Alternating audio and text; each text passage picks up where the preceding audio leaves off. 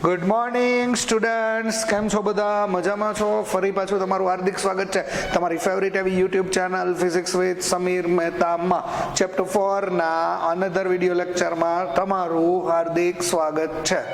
Hope કે આગલા બધા જ લેક્ચર જોઈ લીધા હશે, એમસીક્યુ ટ્રાય 100% કરી હશે દિલથી. તો યાદ રાખો, નવો ટોપિક છે, મસ્ત ઇઝીએસ્ટ ટોપિક છે. બે સમાંતર વિદ્યુત ભારિત તાર વચ્ચે લાગતા બળનું સમીકરણ. તો નોટ પેન લઈ લ્યો, બોર્ડ ઉપર થઈ જાવ ફોકસ. ઓકે, આ કઈ રીતે ભણવાનું છે? બે સમાંતર વિદ્યુત ભારિત તાર. તો આની પહેલા મેં તમને એકવાર આવો કન્સેપ્ટ કીધો હતો. ધારો કે બે તાર છે, યાદ રાખજો, એકબીજાને સમાંતર હોય. જો બે તારમાંથી એક જ મતલબ સમાંતર હોય અને બે તારમાંથી પ્રવાહ વહેતો હોય. જો એક જ દિશામાં પ્રવાહ વહેતો હોય તો આ બે તાર વચ્ચે હંમેશા આકર્ષણ થશે. એટલે આ બે તાર વચ્ચે આકર્ષણ થશે.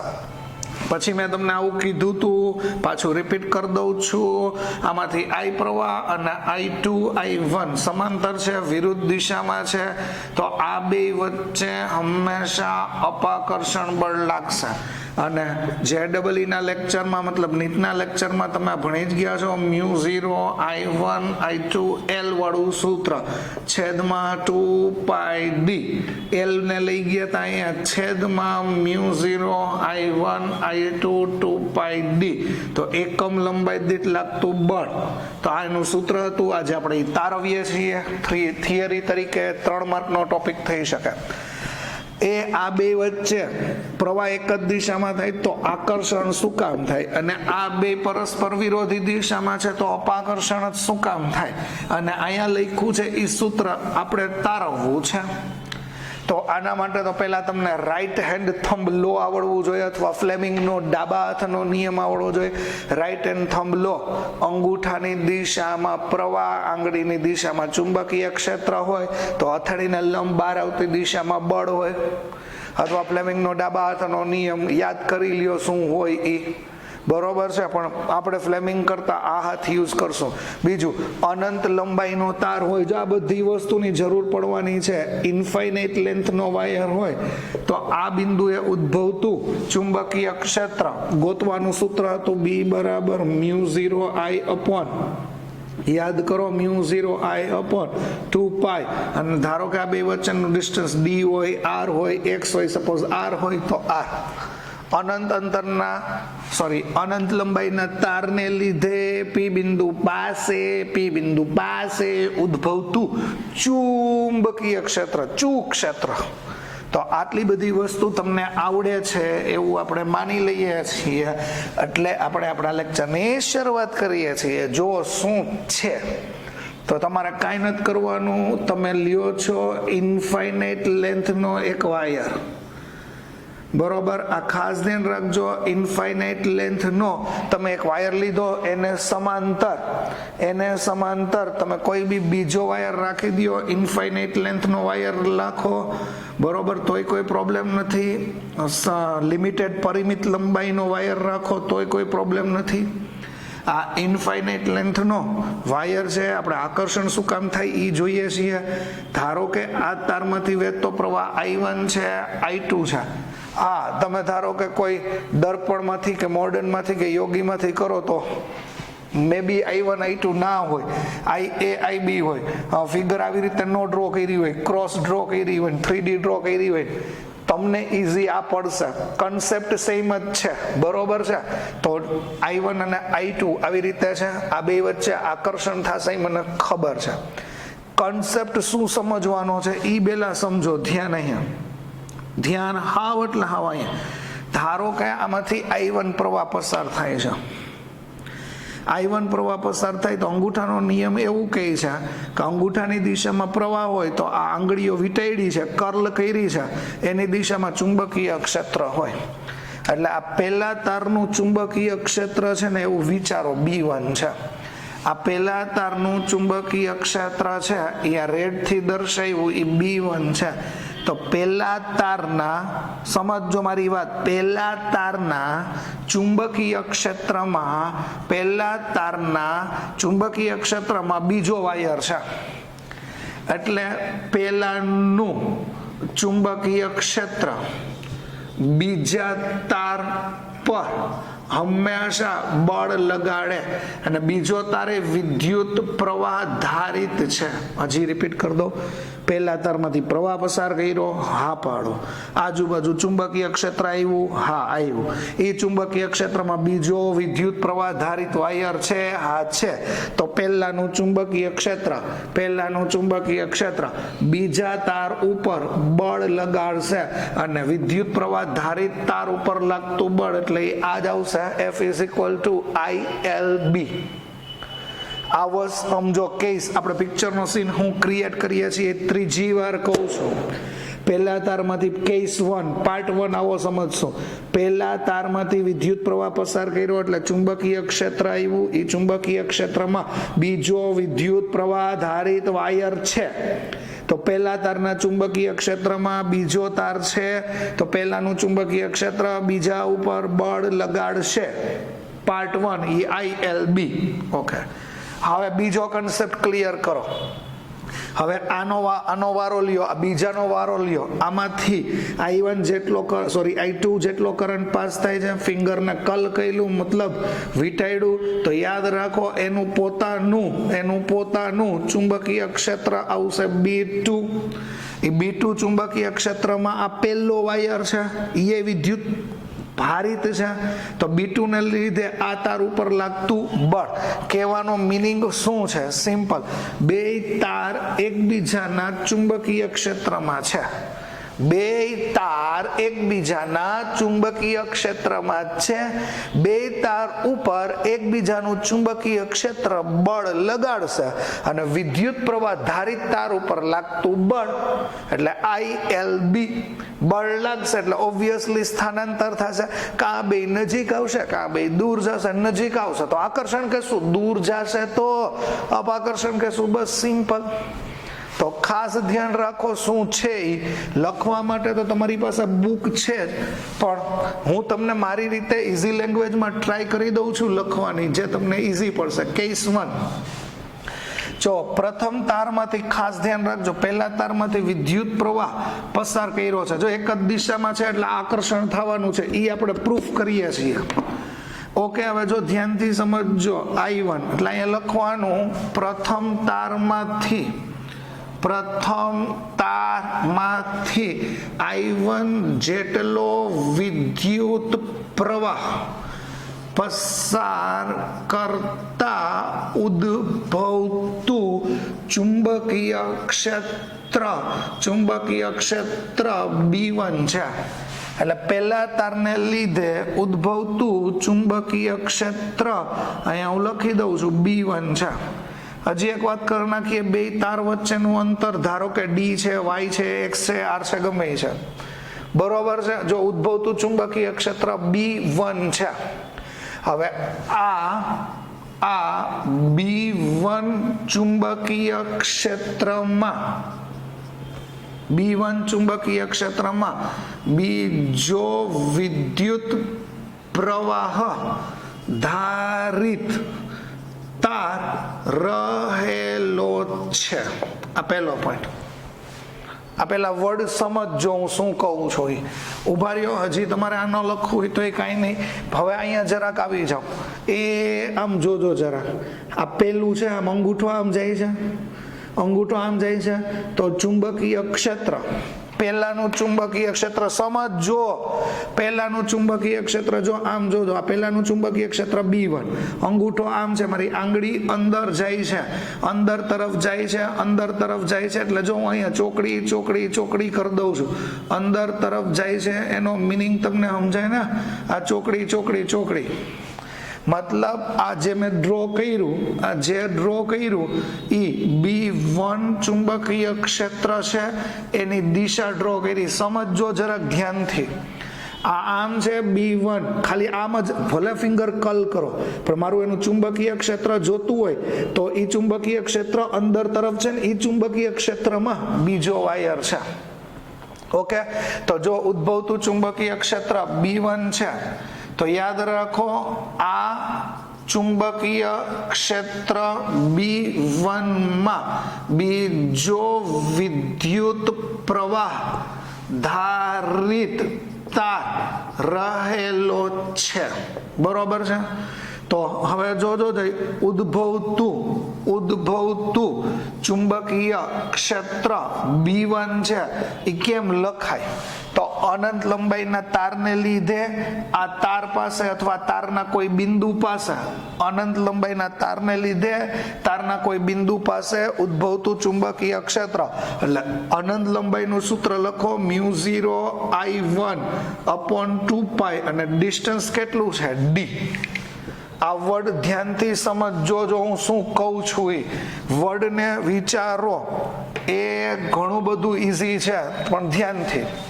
શબ્દ કેવો કીધો કે આ આમ જાય છે, ચુંબકીય ક્ષેત્ર છે, એમાં બીજો વાયર છે. તો પહેલો પોઈન્ટ ઈ ગોતો કે આ તારથી ડી જેટલા અંતરે આવેલા બિંદુ પાસે ઉદ્ભવતું ચુંબકીય ક્ષેત્ર બરોબર આ છે.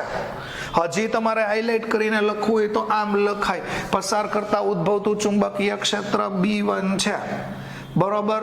તો પ્રથમ તારથી ડી જેટલા અંતરે આવેલા બિંદુ પાસે ઉદ્ભવતું ચુંબકીય ક્ષેત્ર. તો ઉદ્ભવતું ચુંબકીય ક્ષેત્ર કેવી રીતે લખશું? તો એને લખાય B1, એ લખાય μ0I1, ત્યાં લખાય 2πd. આ ઇક્વેશન કહી દો 1, બરોબર છે. પછી ત્યાં નીચે પોઈન્ટ લખશો કે આ ચુંબકીય ક્ષેત્ર B1 માં બીજો વિદ્યુત પ્રવાહ ધારિત તાર રહેલો છે. તો આ B1 ને લીધે બીજા તાર પર લાગતું ચુંબકીય બળ. આનો મતલબ એવો થાય, પહેલાને લીધે બીજા તાર ઉપર લાગતું બળ, પહેલાને લીધે બીજા તાર ઉપર લાગતું બળ F21 સૂત્ર આવે ILB. જો ધ્યાનથી જરાક જોજો, પહેલા જો અહીંયા લખ્યું B1 ને લીધે બીજા તાર ઉપર લાગતું બળ, પહેલાને લીધે બીજા તાર ઉપર લાગતું બળ, એનું ચુંબકીય ક્ષેત્ર છે B1. ઓકે, જે તાર ઉપર બળ લાગે છે, જે તાર ઉપર બળ લાગે છે એનો વિદ્યુત પ્રવાહ I2. આ ખાસ ધ્યાન રાખજો, ના ખબર પડે તો અહીંયા 2 1 છે તો 2 એડ 1 જ સેટ કરો. હવે F21 છે, I2 એમનેમ રાખો, L એમનેમ રાખો, B1 ની કિંમત મૂકી દો μ0I1 2πd. તો અહીંયા તમારું સમીકરણ જો આવી ગયું μ0I1 I2 L/2πd. આને કહેવાય ઇક્વેશન A, કેસ A. હવે F21 ની દિશા કેમ હશે? F21 ની દિશા તો તમને કીધું કેવી રીતે ગોતવાની છે. બીજા તાર ઉપર બળ લાગે છે એની દિશા અંગૂઠો, જોવો ખબર પડી જ જશે. અંગૂઠો, ચોકડી ચોકડી ચોકડી એટલે અંદર તરફ આંગળી, અંગૂઠાની દિશામાં પ્રવાહ. તો હથેળીને લંબ, હથેળીને લંબ, હથેળીને લંબ આમ, જવા દો, હથેળીને લંબ આમ બળ લાગશે, આ બળ આવશે F21. હજી એકવાર કરી દઉં, બીજા તાર ઉપર લાગતું બળ ગોતવું છે, આંગળી ચુંબકીય ક્ષેત્રની દિશામાં, અંગૂઠો ઉપર, તો હથેળીને લંબ, હથેળીને લંબ આમ બળ લાગ્યું F21. આ જ કેસ પાછો રિપીટ કરો જો તમને સમજાય તો પાર્ટ 2 માટે. અત્યારે કેવું હતું, પહેલાને લીધે બીજા ઉપર લાગતું બળ ગોઈતું, હવે બીજાને લીધે પહેલા ઉપર લાગતું બળ. કન્સેપ્ટ મગજમાં સેટ કરો શું છે. તો આ કેસ 1 તમને ક્લિયર છે. આમાં હું ચેન્જ કરીને તમને આપું છું કેસ 2. રેડી? શું ચેન્જ કરશો એ વસ્તુ વિચારજો. હવે જરાક ધ્યાનથી સમજજો, આ ચોકડી ચોકડી છે ને ચુંબકીય ક્ષેત્ર, એ પેલાને લીધે બીજા પાસેનું ચુંબકીય ક્ષેત્ર છે. આમ જો ચોકડી ચોકડી, ક્લિયર? ધ્યાનથી. ઓકે, હવે તમે અહીંયા શું લખશો? અહીંયા પ્રથમ તાર એવો શબ્દ નહીં લખો. હવે શું લખશો? કેસ 2 માં બીજા તારમાંથી I2 વિદ્યુત પ્રવાહ પસાર કરતા ઉદ્ભવતું ચુંબકીય ક્ષેત્ર B2 છે. એટલે આનું ચુંબકીય ક્ષેત્ર જે કંઈ લેશો, I2 નું ચુંબકીય ક્ષેત્ર લેશો, એ કેટલું છે? B2. તો લખવાનું બીજા તારથી D જેટલા અંતરે આવેલા બિંદુ પાસે ઉદ્ભવતું ચુંબકીય ક્ષેત્ર, તો એ B2 લખવાનું, અહીંયા લખવાનું I2. સિમ્પલ. હવે જો આ ચુંબકીય ક્ષેત્ર B2 માં બીજો વિદ્યુત પ્રવાહ ધારિત વાયર રહેલો છે. બીજો ન લખવું હોય તો અહીંયા લખો પહેલો વિદ્યુત પ્રવાહ ધારિત વાયર રહેલો છે. તો B2 ને લીધે બીજા તાર ઉપર લાગતું બળ, B2 ને લીધે બીજા તારની જગ્યાએ અહીંયા લખી નાખીએ પહેલા તાર ઉપર લાગતું બળ, બરોબર. બીજાને લીધે પહેલા તાર ઉપર, બીજાને લીધે પહેલા તાર ઉપર લાગતું બળ, અહીંયા લખવાનું ILB. B2 ને લીધે જેની ઉપર બળ લાગે છે એનો પ્રવાહ લખતા ન આવડે તો 1 2, તો 1 2. That's all. B2 ની કિંમત મૂકી દો, F12 I1L μ0 I2 2πD. બરોબર છે. તો F12 ઇઝ ઇક્વલ ટુ આમ લખી શકાય μ0 I1 I2L upon 2πD. Equation બી. આની પહેલા એ ઇક્વેશન એ આ જ હતું, બી ઇક્વેશન. એ ઇક્વેશન શું હતું? F12 is equal to μ0 I1 I2L 2πD. એ 1 2 નહોતું સર, 2 1 હતું. યસ. તો આ લ્યો, આ એ ઇક્વેશન, બે ઇક્વેશન મૂલ્ય સમાન છે, દિશા પરસ્પર વિરુદ્ધ હવે સાબિત થશે. કેમ? ધ્યાનથી. બીજો છે એ પેલા ઉપર બળ લગાડે છે. હવે શબ્દ સમજો, આ બીજા ઉપર તમે, આ પહેલાની વાત ક્લિયર થઈ ગઈ. ચોકડી ચોકડી ચોકડી, હવે એ પહેલાનો કેસ હતો એ ભૂલી જાઓ. ચોકડી ચોકડી ચોકડી પહેલાનો કેસ હતો એ ભૂલી જાઓ. હવે બીજા વાયર, જો બીજા વાયરની વાત કરો, પ્રવાહ પસાર થયો તો બીજાનું ચુંબકીય ક્ષેત્ર, જો બીજાનું ચુંબકીય ક્ષેત્ર આમ બહાર આવશે, બીજાનું ચુંબકીય ક્ષેત્ર આમ બહાર આવશે. બહાર આવશે એટલે અહીંયા ડોટ ડોટ ડોટ થશે. આટલું ટ્રીકી વાત લગભગ ક્યાંય લખેલી હતી નહીં. કહેવાનો મિનિંગ, જો અહીંથી આમ કરો, I1 માટે કરો તો અંદર જતું હતું, એટલે આ અંદરના ચુંબકીય ક્ષેત્રમાં છે. I2 છે, I2 આમ કરો તો આ બહારના ચુંબકીય ક્ષેત્રમાં ડોટ ડોટ ડોટ છે. આ ક્લિયર થયું પહેલા ડોટ ડોટ ડોટ. તો ધેટ્સ ઓલ. હવે મારે કેમ સમજાવવાનું છે? કાંઈ જ નહીં. આ ડોટ ડોટ ડોટ દિશા આમ થઈ, આંગળીની દિશામાં ચુંબકીય ક્ષેત્ર, અંગૂઠાની દિશામાં પ્રવાહ, તો હથેળીને લંબ, હથેળીને લંબ, હથેળીને લંબ આ બળ લાગશે અને એ બળ આવશે F12. હવે વિચારો, જો એ બે બળ આમ નજીક આવ્યા, આ બે બળ આમ નજીક લાગે, નજીક લાગે તો આ બે વચ્ચે શું થશે? આકર્ષણ. એટલે એ લોકો આપણને એવું સમજાવે છે કે બે તારમાં એક જ દિશામાં પ્રવાહ પસાર થતો હોય તો એની વચ્ચે શું લઈ લેવું? આકર્ષણ. ઇન શોર્ટ, અહીંયા ન્યૂટનનો નિયમ સાબિત થાય, આઘાત પ્રત્યાઘાત. આઘાત પ્રત્યાઘાત સમાન મૂલ્યના પરસ્પર વિરુદ્ધ દિશામાં છે. આ મૂલ્ય સમાન છે પણ દિશા પરસ્પર વિરુદ્ધ છે. દિશા માટે હજી એકવાર કહી દઉં છું, જ્યારે I1 નું ચુંબકીય ક્ષેત્ર લ્યો તો એ અંદર તરફ આવે છે, એ અંદર તરફમાં I2 છે.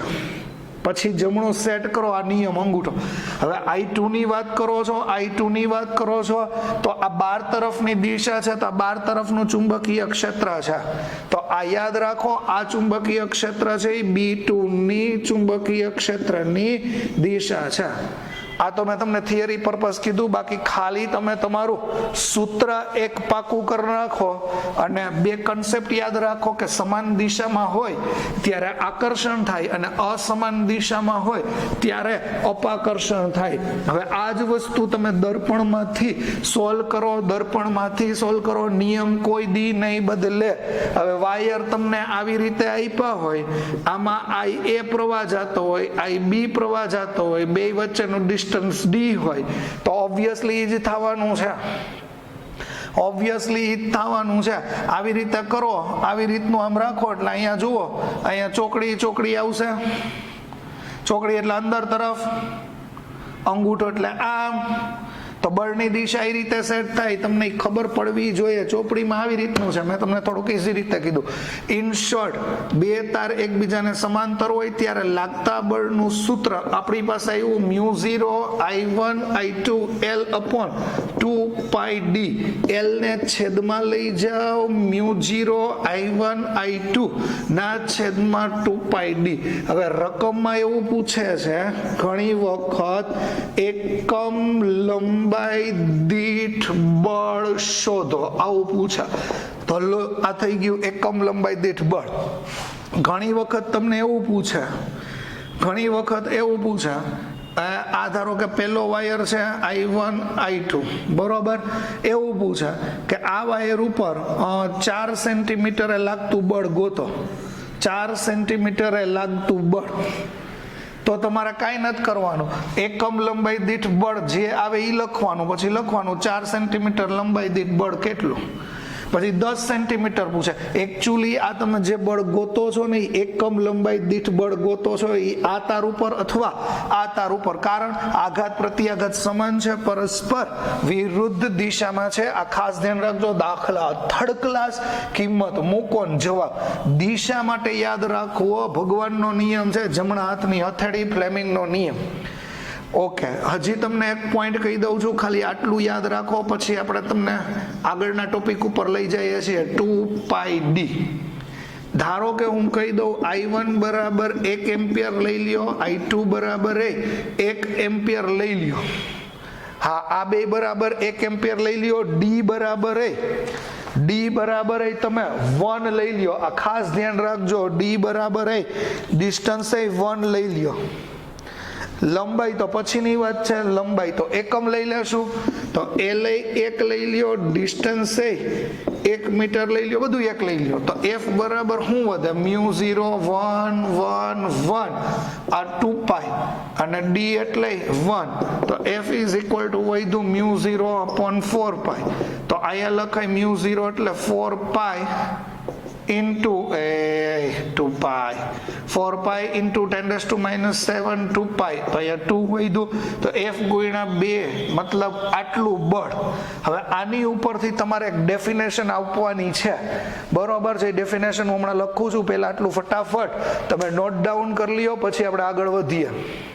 હા, સ્ક્રીન ઉપર જો આવી ગઈ તમારી વ્યાખ્યા. કાંઈ જ નથી, આ જે કાંઈ કાંડ કર્યો ને એ લખ્યું લાંબુ લચક. 1 એમ્પિયરની ભયંકર વ્યાખ્યા આપી. અત્યાર સુધી 1 એમ્પિયરની વ્યાખ્યા તો આપણને બહુ ઈઝી રીતે આવડતી ભાઈ, કાંઈ નહીં. 1 એમ્પિયર 1 કુલમ અને 1 સેકન્ડ, એટલે 1 સેકન્ડમાં વાહકના આડછેદમાંથી 1 કુલમ વિદ્યુત પ્રવાહ પસાર, 1 કુલમ વિદ્યુત ભાર પસાર થતો હોય તો વહેતો પ્રવાહ 1 એમ્પિયર છે એમ કહેવાય. એ જૂની જાણીતી શોર્ટ એન્ડ સ્વીટ વ્યાખ્યા. અરે આ રિયલ વ્યાખ્યા છે, એસઆઈ એકમ પદ્ધતિની વ્યાખ્યા છે. રેડી. 1 એમ્પિયર ક્યારે કહેવાય, તો તમારે લેવાના 2 ખૂબ લાંબા એટલે અતિ લાંબા વાયર લેવાના. પેલી લીટીમાં છો સુરેખ લેવાના, લીધા. અવગણીય આડછેદ એટલે આનું ક્ષેત્રફળ તમે અવગણી શકો એવા લેવાના. જાડા વાયર નહીં લેવાના, પાતળા વાયર લેવાના. શૂન્ય અવકાશમાં રાખવાનું, એકબીજાને સમાંતર રાખવાનું. બે વચ્ચેનું અંતર જે કાંઈ ડી લ્યો એ લંબ અંતર લેવાનું. પાછું રિપીટ. શું કરશો, 2 ખૂબ લાંબા વાયર લ્યો, લીધા. સુરેખ લ્યો, લીધા. અવગણ્ય આડછેદ એટલે ક્ષેત્રફળ ઓછું હોય, અવગણી શકાય એટલે પાતળા વાયર લીધા. શૂન્ય અવકાશમાં રાખવાના. બહારથી તો બહારના વાતાવરણની અસર થાય, બીજા પાર્ટિકલ એની ઉપર બળ લગાડે. એકબીજાથી 1 મીટર લંબ અંતર, એટલે આ જે અંતર લેશો 1 મીટર લંબ અંતર લેવાનું. આ લંબ અંતરે રાખેલા તારમાંથી સમાન વિદ્યુત પ્રવાહ પસાર થાય છે. ધારો કે તારમાંથી સમાન વિદ્યુત પ્રવાહો માટે બંને તાર ઉપર લાગતું, વર્ડ સમજો, બંને તાર ઉપર લાગતું એકમ લંબાઈ, બંને તાર ઉપર લાગતું એકમ લંબાઈ દીઠ બળ 2 × 10⁻⁷ ન્યૂટન હોય. આ બે વાયરમાં એકમ લંબાઈ દીઠ લાગતું બળ 2 × 10⁻⁷ ન્યૂટન હોય તો એવું માનવાનું ભાઈ કે દરેક તારમાંથી વહેતો પ્રવાહ 1 એમ્પિયર છે. ઓહો, આ હેલી છે, આ જ રાખવી, આપણે ઈ જ રાખવી છે. પણ આ તો રિયલ વ્યાખ્યા આ છે કે બે અતિ લાંબા વાયર લ્યો, સુરેખ લ્યો, અવગણ્ય આડછેદ હોય એટલે ક્ષેત્રફળ તમે અવગણી શકાય એવા લ્યો, શૂન્ય અવકાશમાં રાખ્યા, એકબીજાથી લંબ અંતર એકમ લેવાનું, એકમ એટલે 1 મીટર લીધું. સમાન વિદ્યુત પ્રવાહ પસાર કરતા જો બંને તાર પર એકમ લંબાઈ દીઠ લાગતું બળ 2